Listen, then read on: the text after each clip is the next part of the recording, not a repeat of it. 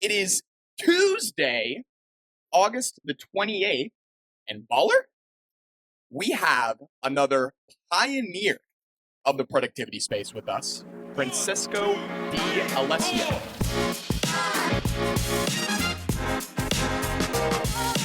Francesco is the mastermind behind the immensely popular YouTube channel and innovative tool discovery platform, toolfinder.co.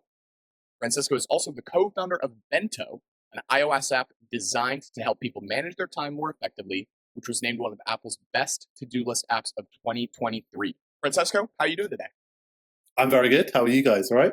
We are really ecstatic to be able to chat with you. Over 400,000 subscribers for the Tool Finder YouTube account. And I'll go ahead and start there. I think it's a very high-level question. How do you define productivity in your personal and professional life? It's a tough question to start on it. I would say in my personal life, it's making sure that I'm as present as I can be with my family and friends and just enjoying that time as much as I can. Because that would be a productive time to be truly switched off. Probably in my professional life, it's like probably just getting as much as I humanly can done without burning myself out. Yeah, no, I definitely can relate. And actually, you just struck on a chord that I know that Parker wrote on very recently, which is like about the definition of productivity to him, which is the opportunity to have time to do things that you want to do. And Yes. I actually that never clicked for me. That had never clicked for me, that the idea is that by being more efficient with your time and being more productive, you effectively are just making way for the things that make you happiest.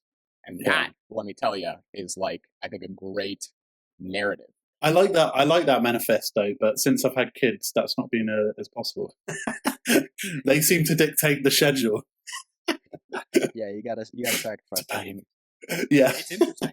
Would you say that when you had your first child that it changed your perspective on the world? On productivity, massively.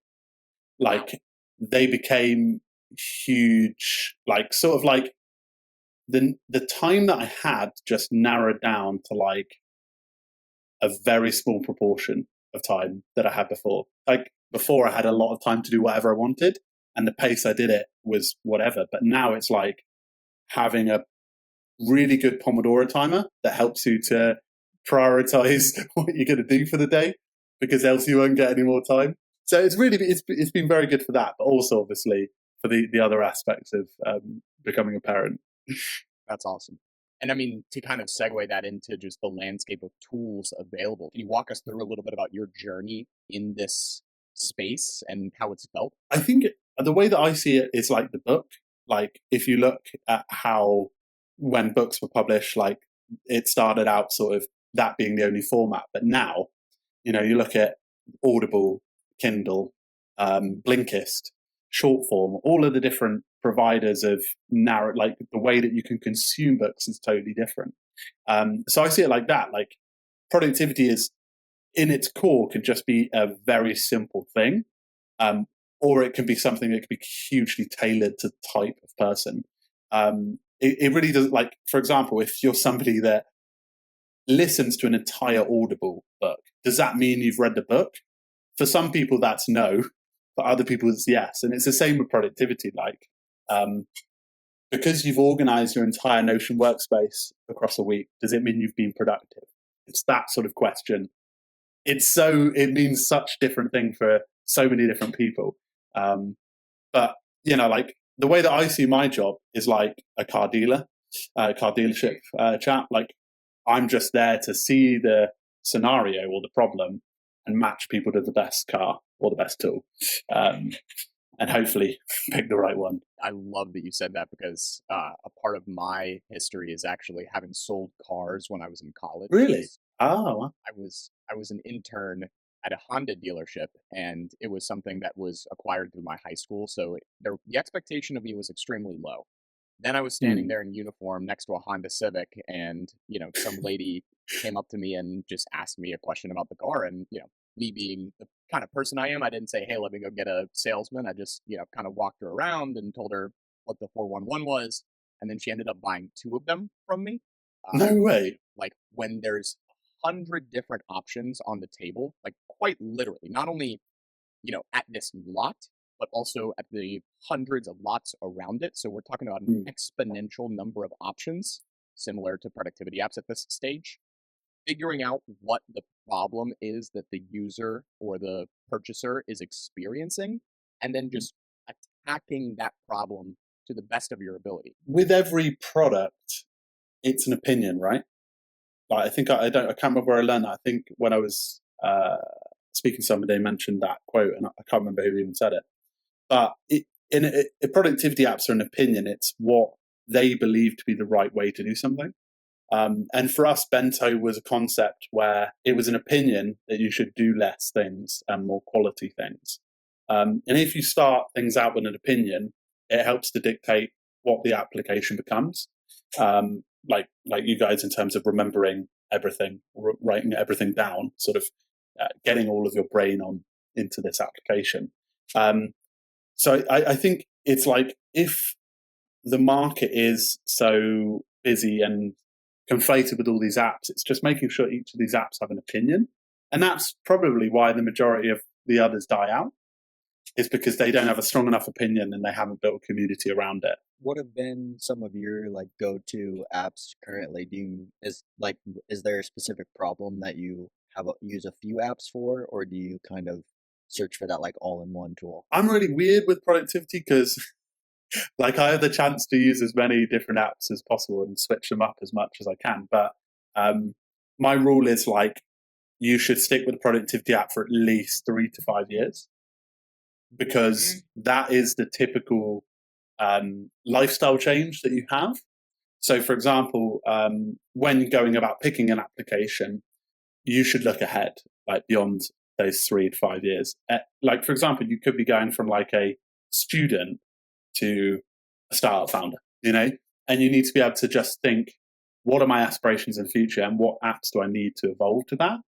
Because if you're switching apps all the time, you're not going to get the value from the app. So that's something that's baked into my own thesis, even though that I see like 10 a day at least, new apps. So my go-to apps are Todoist. I use Notion very lightly for like, almost as a documents app for like meeting notes, but really lightly. Superhuman for email, because it's just fast and I spend a lot of time on email. And then I honestly just use Google Calendar these days. Like, I'm not even that, like, I don't even look at some of the other ones because they're so similar, but that's just my own rule. Like, sometimes I try and keep things super simple. I've been very curious about this for as long as I've been following you. What about your note taker of choice? Because I've seen a lot of, editorial work around Evernote. And I'm honestly, if you wouldn't mind kind of, peeling back the curtain on that a little bit too, because, I remember being exposed to them probably around the time that you were getting started in the space, where it's like, this is one of, if not the only tools out there. It was easy, it was clean, it was so, friendly. It's weird with note-taking apps. I actually don't use a note-taking app. I like used to use it quite regularly. And then like, I think it was like around about 2017, 2018, I just didn't need it anymore. I don't know why. I use stuff more as like a filing cabinet. So I've more recently been looking at moving from Evernote over to Google Drive. This sounds really sad, but because it's the most accessible thing for if a document comes in the house, take a photo of it, and me and my wife can both look at it in an app that she understands. Yeah, and on Evernote, like, I'm really happy about Bending Spoon's acquisition. Like, it's weird because they needed this. I think they needed like a way to be a stable company to take over and to monetize it. Because I think they just got too spread out. They just need to become lean, create a great product, and people will buy it if that's the case. It's funny. I actually just kind of had this click for the first time. I remember, and Parker can even attest to this because I'm a very emotional human being, if you couldn't tell. But when this had first started to happen, I was like mad. I don't even use Evernote. I literally do not use Evernote. But I remember when this was happening and reading all of the fanfare and like, how could they start charging a mandatory subscription? This is crazy. But now what I'm kind of seeing a little bit is that they've kind of kept their head down and they're pushing forward on like what they acquired Evernote for initially. It's weird because like I knew so many of the people that got laid off from Evernote over the years, and like the hundreds of brilliant people. But the thing is, they have, I don't know what size their team is now, but it's very, very small and it's very, very lean. So their operations are really good. I think what I would love to hear about the perspective of is like, for someone who sees 10 new apps a day, you dive into something and you just kind of go like, okay, what is the reason for the existence of this? But then it clicks or it doesn't, it's like that moment of being like, oh, I've never thought about it like that. Has that happened, at all recently to you? Do you know of any tools that like, has it ever kind of made you think, huh, I may want to check this out again a little bit later? I didn't initially think that AI meeting tools were going to be good, but I think they're pretty cool. Like the ability to be like talking in a meeting and then at the end be like, have everything summarized with actions and follow-ups. Like that is a game changer for meetings. It might make meetings actually more useful. The thing is, I think we've gone through this first wave of like generative AI, but like the productivity AI, which is coming next, is it's about taking the productivity away from productivity, because productivity now is manual. Like it's add note, move task, add event, sort of thing like that. But in the future, it's going to be what little errands can my AI run for me in the background and what can it do? So I think that's going to be really, really interesting. What can my tools do for me, as opposed to, how do I manage my tools? I could not agree with you more. Francesco, I was curious, kind of along the lines of the AI. I know that you have been public about your investment, I believe, in MIM. Yes. And I guess not even specific to MIM, but just in general. Is that something that you are interested in? Do you like doing that? Do you regret doing that? Like what's your current relationship there? It's a good question. Like when I first did it, it was like I wanted to do it because I wanted to place my bets on things that I believe are true to improve my credibility, if that makes sense. And I still believe that to this day. But there was sort of something in me that I was sort of like, if I don't do this, then I'll miss out on the chance and I'll regret it. And also, I sort of, when I was doing it, I wrote down like a editorial standards thing. So like, I wrote down like this internal policy to myself that I will always recommend an app for what it functions as versus whether I'm invested in it or not, if that makes sense. Yeah. Because I know people that are invested in apps and they push it like an absolute madman. And it's like, yeah, okay, that's cool, but you're reviewing it. So that's why, like, till this day, we never do a paid review. We do sponsorships, but that's different, right? I said to them, first thing, I said, I will only invest if I have the capacity of being a silent investor, completely silent. Like there's no expectation of me to push the app. There's expectation of me to keep editorial standards. And if that's not met, then I won't be investing. Like, it wasn't like, here are my terms, but like, that's what I set to them. And it helps because then now I can step away from that and let them do the job that they need to do. And I've been like, I don't know how many videos I've done about MEM or mentioning MEM and how they're completely off the positioning they are. And they've taken that on board, I think, which is good. I just am very curious as to hear if there's any one thing about productivity that you feel like people get wrong. It's like really obvious. And it's like the concept of pruning productivity apps. People typically think that pruning productivity apps is a productive task in itself, when pruning should be kept to a minimum, like ideally like sort of 10 to 20 minutes a week sort of a thing. I was thinking of MEM's tagline of self-organizing notebook or whatever, where it's kind of organizing itself for you rather than like organizing and making your database all perfect where you're not like getting anything done, but you're just like working on it. you're working on the system rather than like working on the work. Yeah, That's so Is that interesting. kind of pruning to some exactly. Yeah. It's like the best productivity apps you use, the ones that get out the way and help you get more done. That's that's the way that I see best productivity apps. I do love that. Just and as far as productivity app space in general, do you have any bold predictions for maybe the next year, the next 5 years? I think health, AI, and productivity coming together is going to be huge.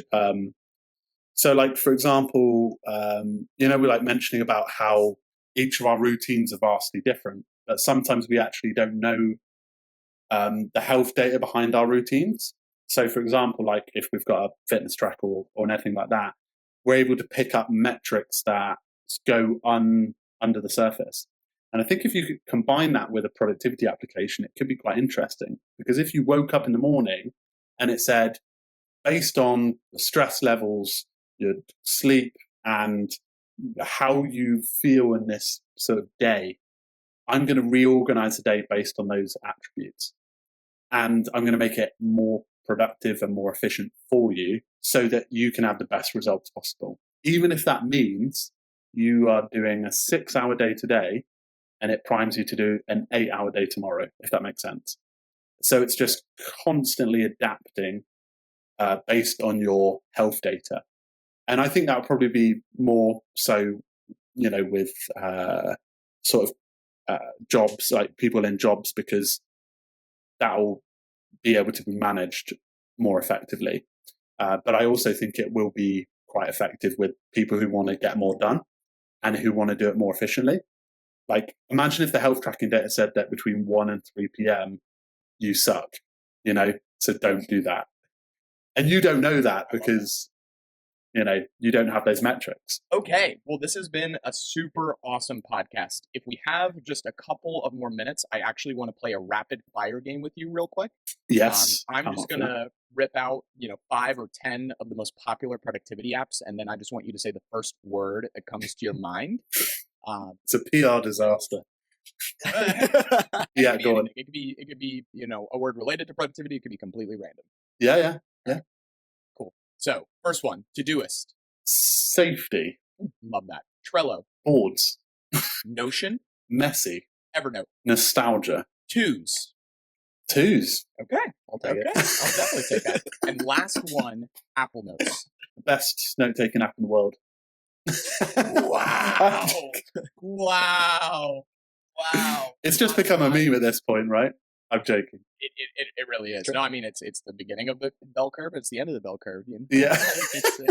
People end up realizing that simplicity is key, and so, well, Francesco, this has been really, really an amazing opportunity to get to chat with you. I think that something that I learned on this podcast that I was not expecting is just how lively and fun it is to talk with other people who are very interested in this space. And it makes a lot of sense as to why you're so popular on so many different platforms. It is not only a necessity, but it's also a hobby. And so I'm really, really grateful to just kind of be able to interact with someone who's so experienced, such as yourself. Thank you very much. No, thank you guys for having me. And I always really excited to hear about your journey and where you're going. And you guys are like probably the most relentless productivity founders I know. So you're always on it. So it's good. Until next time, choose out. Do that.